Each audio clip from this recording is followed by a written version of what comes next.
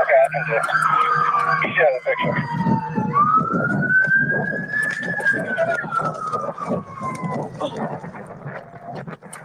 Hey, Roger, get up here. What's up? Keep walking backwards. Keep walking backwards. Do not do anything else. Do not reach down. Keep walking backwards. Walk back to me. Keep on walking. Now.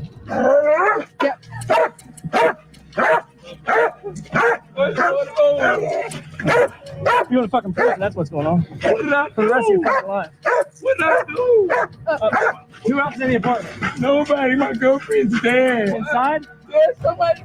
This previously unreleased body cam footage shows Kenneth Walker being apprehended by police on the night his girlfriend, Breonna Taylor, was shot and killed, while police executed a search warrant on the 26-year-old's apartment. On September 23rd, 6 months after the raid, Kentucky Attorney General Daniel Cameron announced no charges would be brought for her death.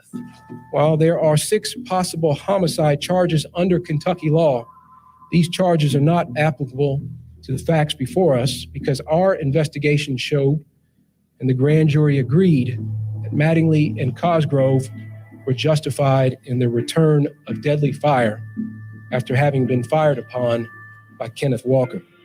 A.G. Cameron made what happened that night seem relatively simple. 3 officers, now former Detective Brett Hankison, Detective Miles Cosgrove, and Sergeant Mattingly, shot their guns that night. Cosgrove and Mattingly hit Taylor, and they were justified because Taylor's boyfriend, Kenneth Walker, fired first. As far as criminal charges for Taylor's death were concerned, the case was closed. The truth is now before us.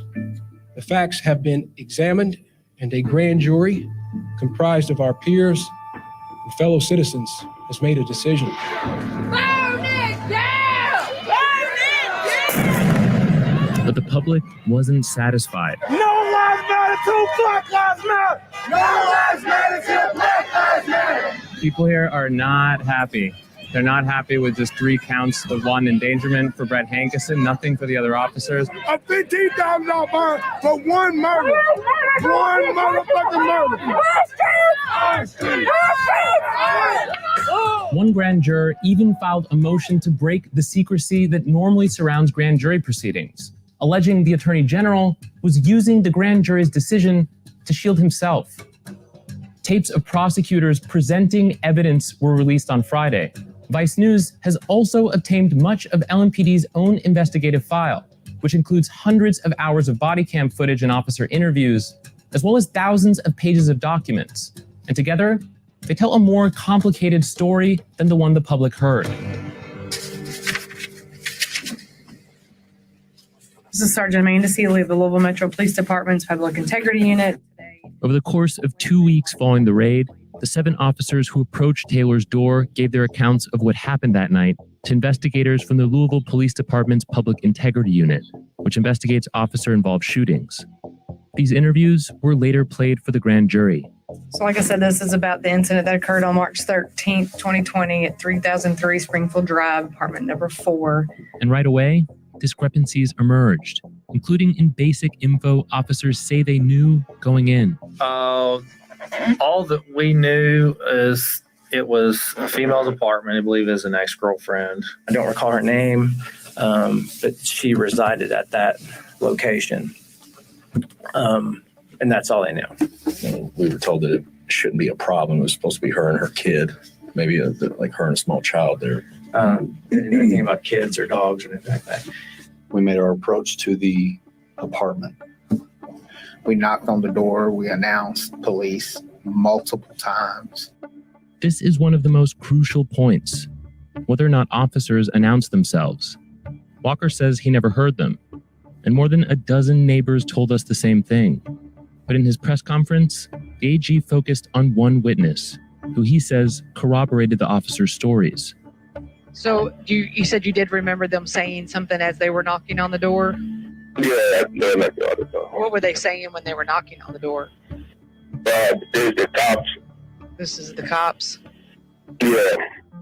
What the Attorney General didn't share is that that witness had told something seemingly different to police investigators back in March.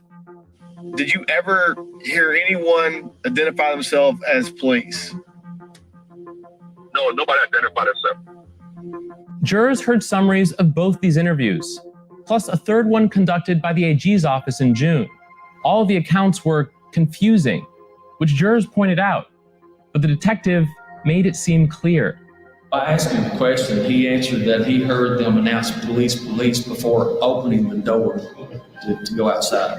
So he heard it with a closed door between him and the outside. But the witness's lawyer told us his words had been misconstrued, and the police officers only told him they were police. Once officers ran through the front door, things appear to get even hazier. When I reached down, I hit it. Boom, boom, boom. Police with a warrant. And I hit it. First hit was on the door handle, and then after the third hit, it flew open. And that's when it hit the fan. The door comes off the hinges. So I just let off one shot. I still can't see who it is or anything. And it goes boom. And as soon as the shot hit, I could feel the heat in my leg. And so I just returned fire. I got 4 rounds off. And it was simultaneous. It's boom, boom, boom, boom, boom. And then I went back and went down on the side of the door and then reached around. And I think I got 2 more off. So now the door's flying open. I have 1 shot, and then all of a sudden there's a whole lot of shots. As soon as the door popped open, rounds were coming. Okay. It was like pop, and then pop, pop. It was like boom, pop, pop, pop, pop, pop. What I saw at the time was a figure in a shooting stance, and it looked as if he or she was holding an AR-15 or a long gun, a rifle. I turn and I see that John Mattingly is being pulled or scooched back or is somehow moving back from behind me. And I can hear nothing. It is completely muted. There is no sound. And I did not have any pain, sensation, or any recollection that I'm firing a gun. If you told me I didn't fire a gun, I'd be like, okay, I believe you. But as they were pulling him, that's when Detective Hankinson moved up and was returning fire there. Because I knew my threat was here. We were here. I returned my threat at the muzzle flashes that were illuminating this sliding glass door right in front of me. Approximately how many shots do you think maybe were fired from inside the apartment? It seemed like more than 5 gunshots I heard. It sounded like 8 to 15 rounds. I don't even want to estimate how many shots, but it was a volley of shots, and then it was a boom, boom, boom, boom, boom, boom, boom, boom, boom. Several shots at that point. It seemed like that. Yeah. Pat McLaughlin is a crime scene expert who spent 20 years as a detective with NYPD. And he's not surprised there were inconsistencies in the officers' stories. A lot of people tell you to talk to witnesses. I was never a fan of it because sometimes when people give a narrative of what's going on at one of these events, they'll say, I was standing here, but then you'll find a video 6 weeks later and they were actually over there. And that can tend to lead you a little bit astray. At one point, there's a lull in the shooting where officers stop firing into the apartment and then start again. Walker never lets off a second shot. There was a little bitty moment of no shots. I was like, here's the time to go. And then it all started up again. I feel like I shot from 2 different locations. I shot a volley of shots here. And then when I moved over to closer to here, to this red car's parked at, I can still see this window lighting up, flashes and gunfire. And that's when I decided to put additional rounds through here. You've seen your fair share of crime scenes. You have over 1,200 photos for this one. How does this one compare? What does it look like? How would you characterize it? Scientifically speaking, I'd say it's a mess. Runner out the side. Where? The raid wasn't just a mess, according to people weighing in afterwards. That night, a SWAT team was across town executing a related search warrant. And they say they had no idea about the raid on Taylor's. You say? EMS on Springfield? Where's Springfield? Third division. That was another target house. My first ever notification of something going on over at Springfield is when the voice came over the radio and said, we need help over here. We have an officer who's been shot. We have an officer shot on Springfield. We're going to go ahead and take the Bearcat, and we're going to go down. You guys hold. They have an officer shot on Springfield. All right, go. Where's Springfield at, boss? As these chaotic situations unravel, like the address they gave at first was a different address than they were actually at. So it took a little bit to get there. We had to actually ram the Bearcat through a chain link fence. Here comes the fence. By the time SWAT officers arrived on scene, it was clear things had gone horribly wrong. Get up there, locate. What the? We just got the feeling that night that, something really bad happened. He said there's a female. He's saying 9mm. He said she was shooting. She's down. He said she's down in there. We have down like a male said she's dead. She's down, but we weren't rushing in there to check. We want everybody to be safe, right? That's our ultimate goal. Is we don't want us to get hurt, innocent people, and even the bad guys. I mean, if no one's got to die, they don't have to die. Like that's, as we debriefed and kind of looked over, it was just an egregious act. Lieutenant Dale Massey, the commanding SWAT officer on scene, found a loosely controlled group of officers and didn't exactly hide his disdain. That's all the patrol officers, check your rifles up because they're still literally just pointing. And they don't know what they're pointing at, more or less. I mean, the target identification, there's nothing to point at because there's curtains and everything else. They're just pointing a gun, just point a gun. Everybody check up. Check up. I got it. I'll plate it. Plate me here. As I'm looking through that sliding glass window, our initial thought is, oh, they're shooting out the window at the police. Those are my rounds through those windows. And I know at one point they were pointing at the window, and Detective Hankinson looked over and kind of made a motion like that, like tapped his chest almost to say, yeah, that was me type thing. Oh, watch out. Moving. No. Short. Clear. Let me grab this bag real quick. Yeah. Hey, don't turn your cameras off.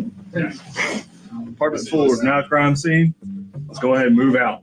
LMPD's own protocol says officers involved in critical incidents must be separated out and paired with an escort officer. But in this case, officers continued to walk freely around the crime scene. After they cleared it, I went up and tried to make contact with all the apartments to make sure they were okay. Did peer support make contact with you? What did you do at that point? Okay. I hadn't really thought about that. I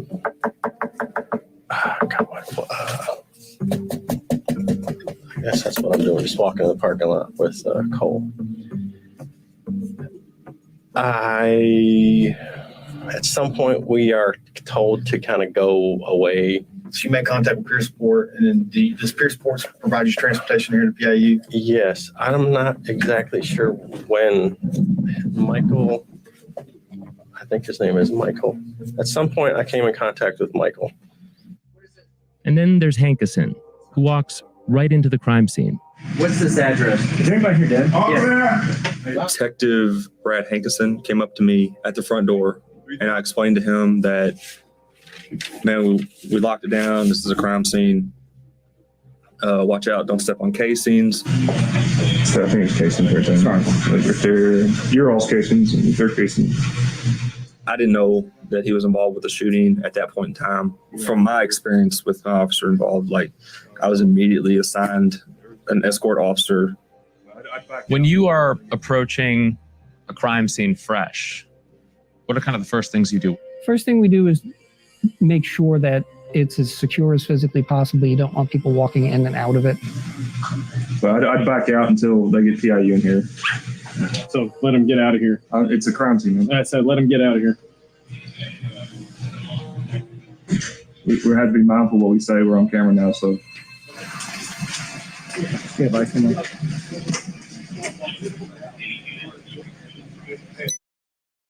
Investigators say they told Hankinson to leave the scene and find a peer support officer around 2 a.m. But instead, Hankinson went to the hospital, where several other officers and command staff had gathered. I was waiting to see what was going to happen with Sergeant Mattingly. I saw Brent Hankinson walk through the ER. I was surprised by that because, the typical response is that someone from public integrity is usually tasked with keeping up with the officers involved to make sure that they get back here. Did you ever make contact with peer support that night? Yeah. Other than at the PIU office? I believe, and I don't know everybody's in peer support, but I believe there was one person at the hospital that was from peer support. It's unclear if Hankinson ever made contact with peer support that night, something the grand jury had questions about. They asked him where he went after the incident. He said he went to the hospital. And they kind of asked him to speak to anyone, and I think he said he spoke to his chief. Is that about the extent of it? I believe after the shooting incident, global advisor to talk to the officers involved. Right, but it didn't sound like he just referenced that. Hankinson didn't report to PIU to take photos and hand in his gear as evidence until around 3:45 a.m. Detective Nobles and James went to the hospital earlier in the night with Mattingly. In the ambulance on the way over, James takes Mattingly's gun and shot-through wallet, which are now both evidence, and then stashes them in Nobles' car. After I was in the hospital for a while, I was like, man, I don't like carrying this gun around. I want to secure it. Right. So I got Mike's keys and I put it in the back of Mike's vehicle with his wallet. Okay. The two pieces of evidence weren't collected by PIU until later that morning. Attorney General Cameron has assured the public that his office's investigation was independent, but it's clear from the grand jury tapes the extent to which his team relied on LMPD. Most of the evidence presented came from LMPD's investigative file, and most of the officer interviews were conducted by the police department. Cameron's office only appears to have questioned 2 of the 7 involved officers. So you all only included what was provided to you? We did independent interviews.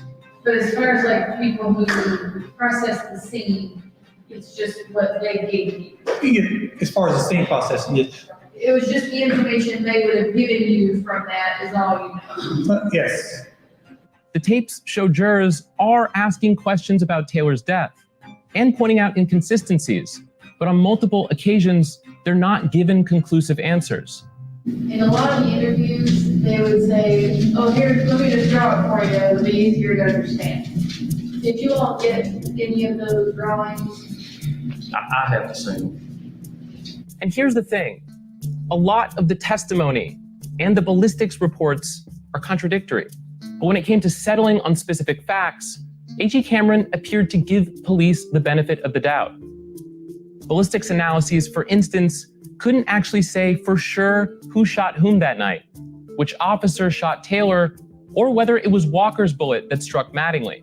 The KSP and FBI ballistics analysis reached different conclusions, creating a reasonable doubt in the evidence about who fired the fatal shot. To Cameron, that was enough to cast reasonable doubt on who killed Taylor, but he presented as fact that Walker shot Mattingly. Keep walking backwards.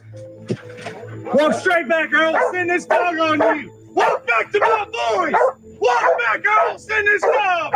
Walk back to me. Who else in the apartment? Nobody. My girlfriend's dead. Keep walking. Stop. Keep walking. You know how to walk, right?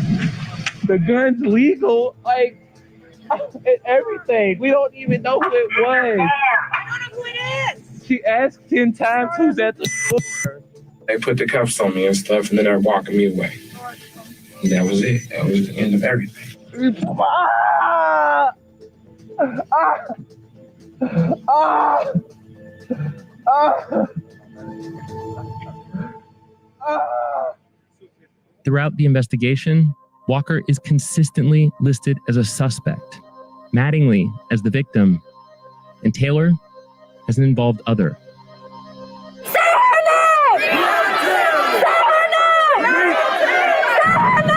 There seems to be 2 justice systems in America.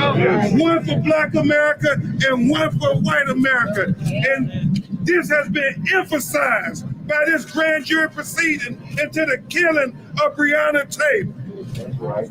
People that are questioning this, not only from a community or from a media or from a prosecutor or defense attorney's point of view or a jury's point of view, but the more data you give, the more thorough investigation you do, the harder it is for people to come away from it and feel like it was completely ignored or the best possible work wasn't done.